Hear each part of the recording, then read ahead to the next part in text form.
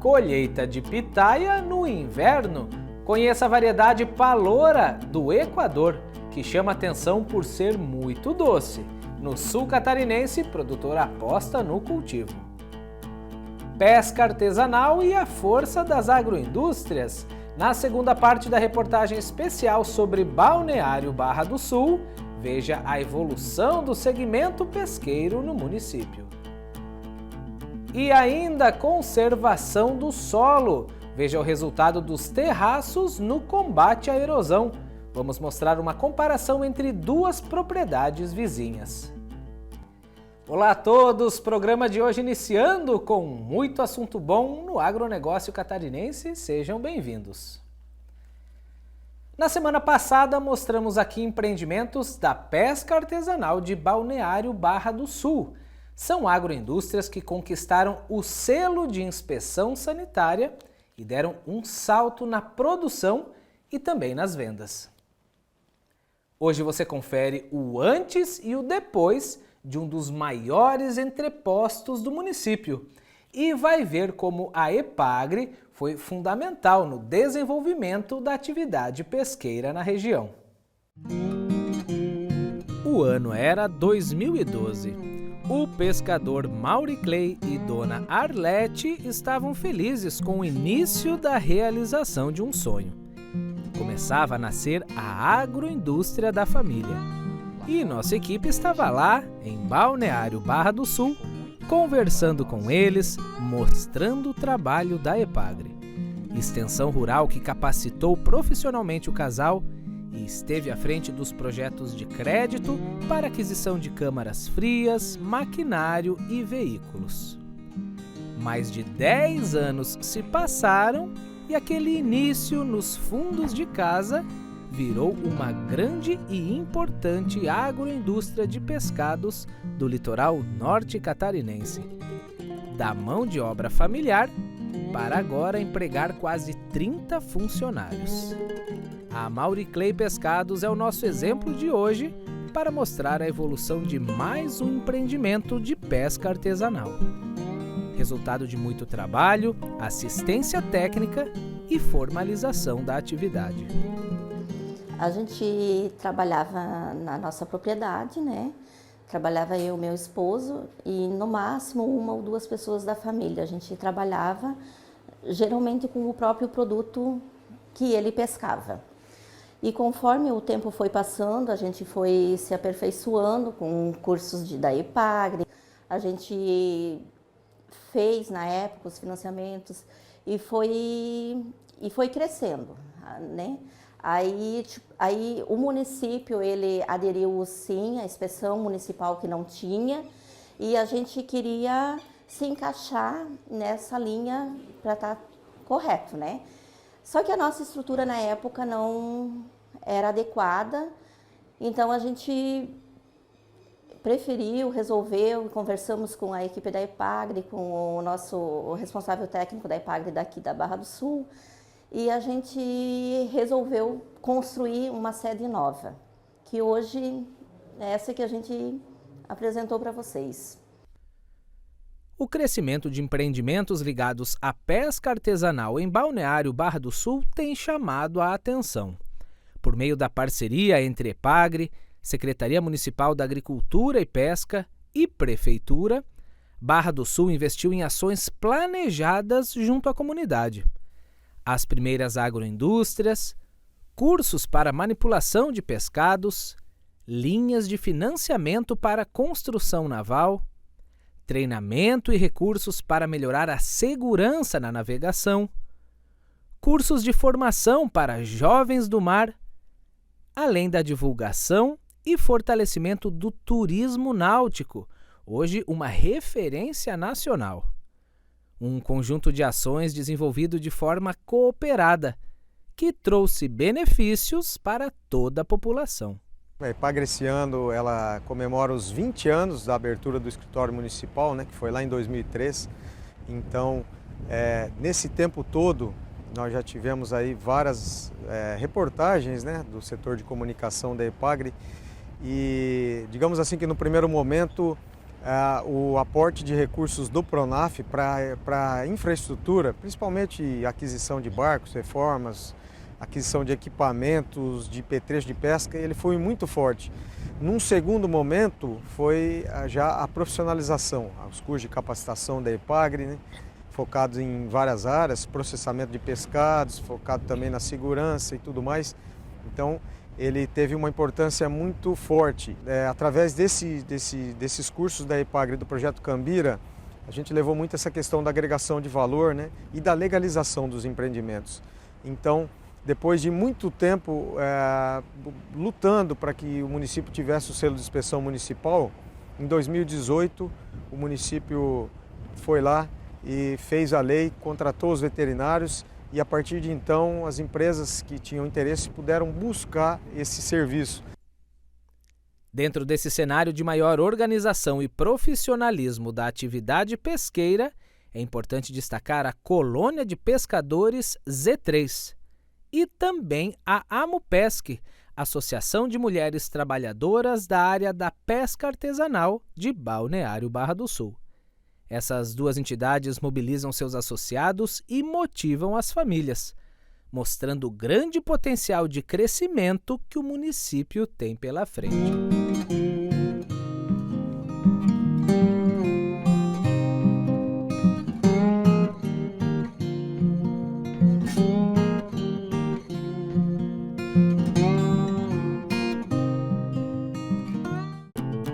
Próximo bloco, cultivar de pitaia mais doce e com colheita no inverno, conheça a variedade Paloura. E ainda hoje tem a prática conservacionista do terraceamento. Fique com a gente, nós já voltamos.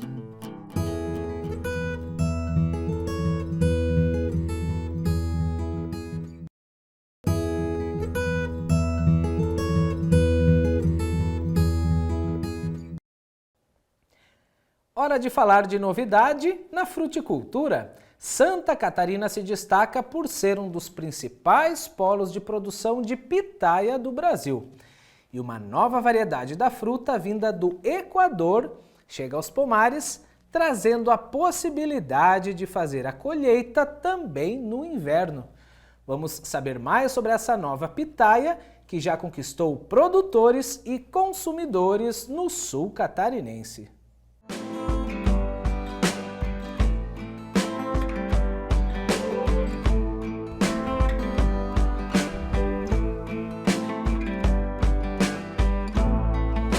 A pitaia ganhou fama no Brasil por ser exótica, saudável e refrescante.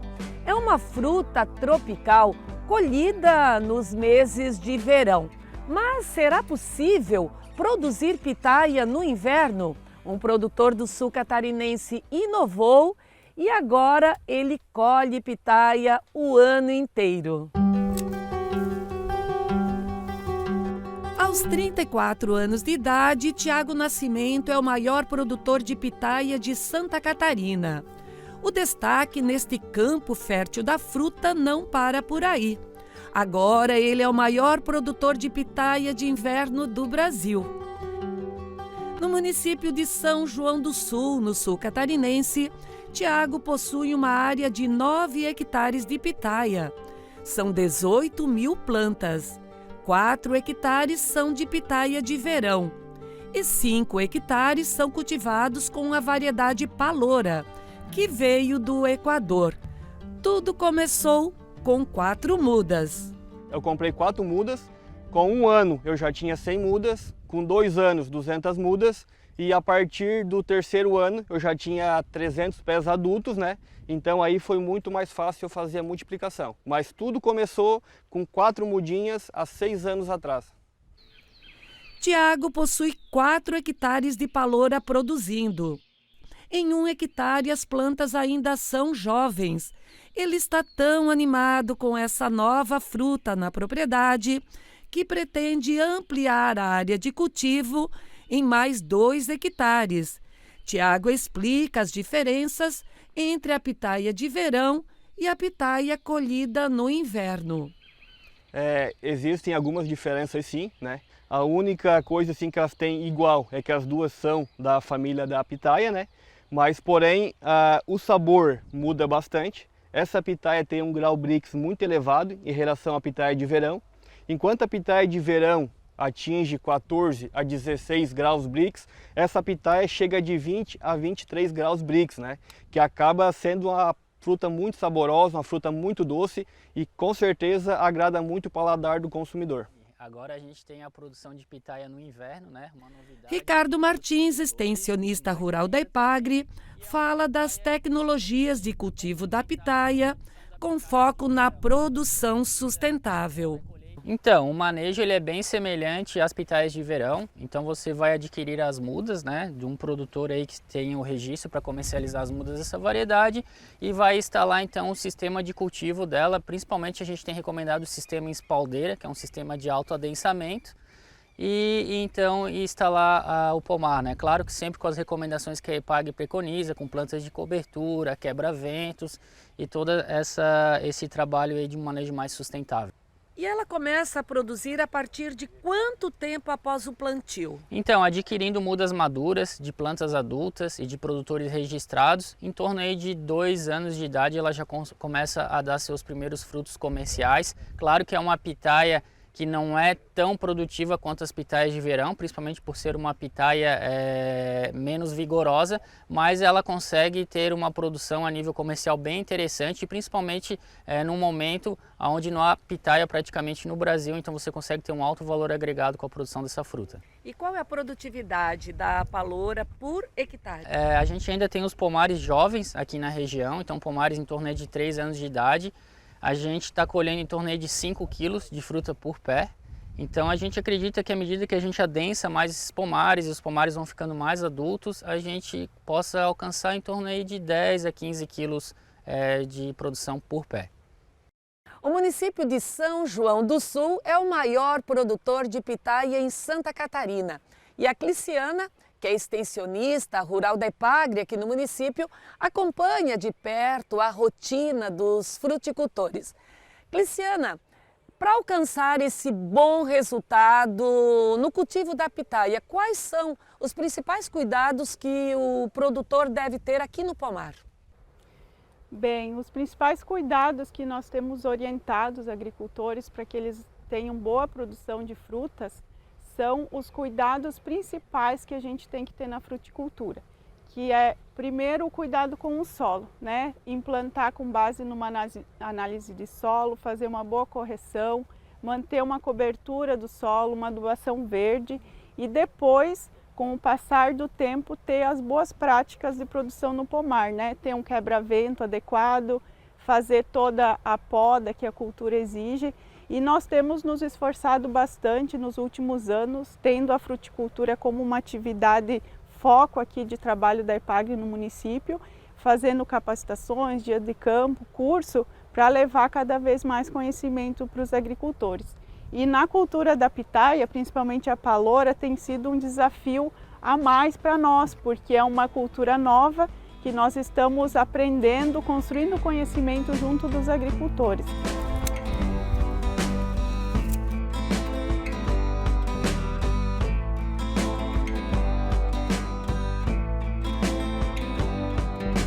É um verdadeiro tesouro que você tem aqui na propriedade, né, Tiago? Realmente, a gente chama ela de ouro doce, né? Pelo aspecto amarelo de ouro e doce, né? Muito doce mesmo. E assim, eu não quero deixar a nossa repórter ir embora sem provar o sabor dessa fruta, né? Pela primeira vez. Pela primeira vez. Totalmente novidade. Novidade, 100% novidade. Assim. E prova ela. É muito doce. Docinha, né? Nossa, maravilhosa.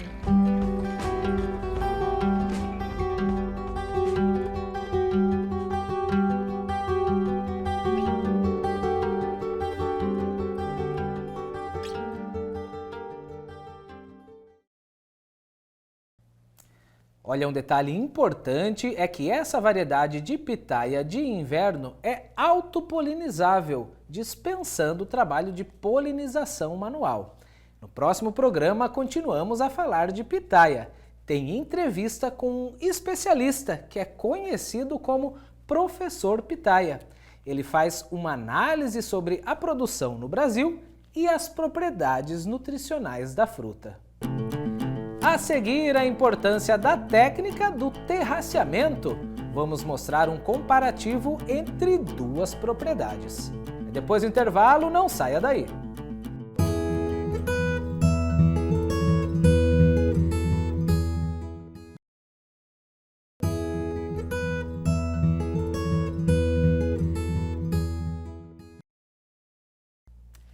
A erosão do solo é um problema frequente em regiões com relevo acidentado, como é o caso do Oeste Catarinense, por exemplo. Para evitar a perda da principal camada do solo, existem diversas técnicas conservacionistas. Uma delas são os terraços. O SC Agricultura visitou duas propriedades em Caxambu do Sul, uma ao lado da outra. Com essa comparação, você vai ver a diferença que a construção de terraços pode fazer na conservação do solo e da água. A prática do terraceamento é uma grande aliada do trabalho de conservação do solo e da água que a EPAGRE realiza nas propriedades rurais. Os terraços são estruturas de terra construídos transversalmente à inclinação do terreno. O objetivo é dividir a rampa em pedaços, de modo que a velocidade e a quantidade de água que escoa entre um terraço e outro sejam reduzidas o suficiente para não causar erosão. No Oeste Catarinense, essa prática vem ganhando cada vez mais adeptos, principalmente depois de grandes chuvas, pois é aí que os benefícios dos terraços ficam evidentes. Estamos aqui em Caxambu do Sul, em uma propriedade que já foi uma unidade piloto do projeto Microbacias 1, na década de 90. E essa propriedade tínhamos terraços, né, que foram suavizados, né, com o advento do plantio direto, né. O pessoal pensando que o sistema plantio direto fosse suficiente para disciplinar as enxurradas, né, e nós vemos aqui que isso não é verdade, né? Somente o plantio direto não é suficiente para disciplinar os impactos negativos das chuvas intensas que ocorrem em nossa região e em todo o estado. Essa é uma propriedade onde é cultivado cereais de inverno, verão, né? Nós temos aqui um cultivo do trigo, subsequente a um plantio de soja, né, e também o agricultor planta milho. Então, o sistema de rotação de culturas, que nessa gleba aqui nós temos uma declividade em torno de 12%, chegando a ter em algumas faixas um comprimento de rampa com aproximadamente 400 metros de comprimento. A partir de cerca de 30 metros do cume da lavoura, nós começamos a ter a chamada falha de resíduo, ou seja, a cobertura do solo, a palha, começa a ser carregada junto com a enxurrada e posteriormente acaba carregando também partículas de solo, abrindo esses sulcos de erosão. Essa água vai ser direcionada, né, para as regiões mais baixas, a região de vale, que nesse caso aqui nós temos um córrego, né, e aí esses sedimentos acabam impactando na biodiversidade aquática, eutrofização das águas e inclusive elevando o custo de tratamento da água pela prefeitura municipal. Além disso, as estradas rurais também acabam sendo prejudicadas, né, elevando a despesa para o município. Na busca pela redução da erosão, nessa propriedade aqui já foi adotado ao menos 4 práticas, né? Entre elas podemos citar aqui o cultivo em nível, a manutenção dos resíduos na superfície do solo, o processo colher-semear, ou seja, a redução do intervalo entre a colheita e a implantação da próxima cultura, além do sistema de rotação de culturas, né? Nesse caso, a última solução, né, que nós temos é a implantação dos terraços. Para incentivar as famílias agricultoras a aderirem às práticas conservacionistas, a Secretaria da Agricultura de Caxambu do Sul tem um programa que facilita a construção de terraços. Caxambu do Sul ela tem o programa Hora Máquinas, que é através da Secretaria da Agricultura. Como que funciona essas Hora Máquina? O agricultor, a gente tem 5 setores no município, que são comunidades, 3 ou 4 comunidades em cada setor.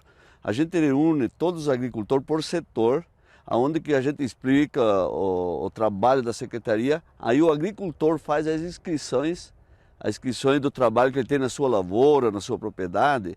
Aí ele põe lá, eu preciso do trator de esteira, o outro, eu preciso da PC, o outro precisa da rede de escavadeira, então coloca o seu número de telefone, o nome.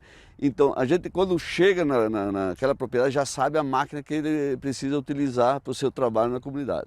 Sobre os terraçamento, a gente tem as horas máquina, a quantidade que for necessária. E esse programa de mais horas seria 6 horas para cada agricultor. Dessas 6, 3 é totalmente gratuita e as outras 3 o agricultor paga 50%. No caso do terraçamento é o contrário. Então, todas as horas necessárias para fazer esses terraçamentos que nós estamos vendo aqui no lado, ela é através da Secretaria de Agricultura e o programa Mais Agricultura. Esse ponto é chamado canal do terraço, né? Entre o canal e a altura da crista, nós temos cerca de 50 centímetros de altura, que é a altura que geralmente nós conseguimos imprimir, né, através do arado de disco, trator de esteira e patrola. Com isso, nós temos uma área de armazenamento que permite captar cerca de 1.500 a 2.000 litros de água por metro linear de terraço.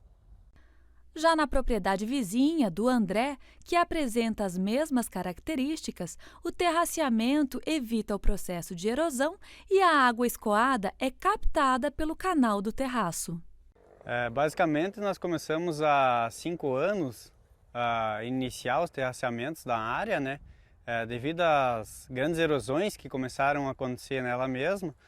Então, para a gente manter e preservar o solo, concentrando assim mais os investimentos nela feita e também tendo como retribuição, tornando mais sustentável a forma da agricultura, nós decidimos então começar a implementar esse tipo de terraceamento, né? Nós tivemos uma grande ajuda, né, da Epagri, foi nossa parceira, ela que nos auxiliou praticamente do início ao fim dos terraceamentos. Agora a gente fica mais tranquilo, né?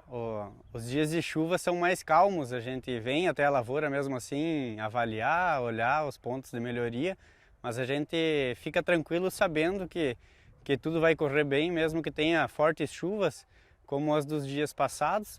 A gente esteve aqui na área podendo observar que deu tudo certo, estamos no caminho certo, agora é só continuar. A nossa propriedade acabou ficando modelo, né? Vem sendo visitada frequentemente por alunos, por colegas agrônomos, muitos agricultores também, que tendem a vir a buscar o terraceamento devido à nossa região do oeste e também outras regiões serem muito declivosas. Essa é uma prática que vem sendo muito usada. A propriedade está sempre de portas abertas, quem quiser vir nos visitar, também conhecer um pouco mais de perto e saber diretamente do produtor o que é devido a cada propriedade, né? A gente conseguir entender a realidade de cada propriedade e assim sendo implantada, e a tendência é sempre nós cuidar e melhorar o solo, né? A Epagri dispõe de um software chamado Hidroterraço, que serve para dimensionar essas estruturas para todas as regiões do estado. Então, agricultores e técnicos interessados nessa prática podem buscar os escritórios da Epagri para maiores informações.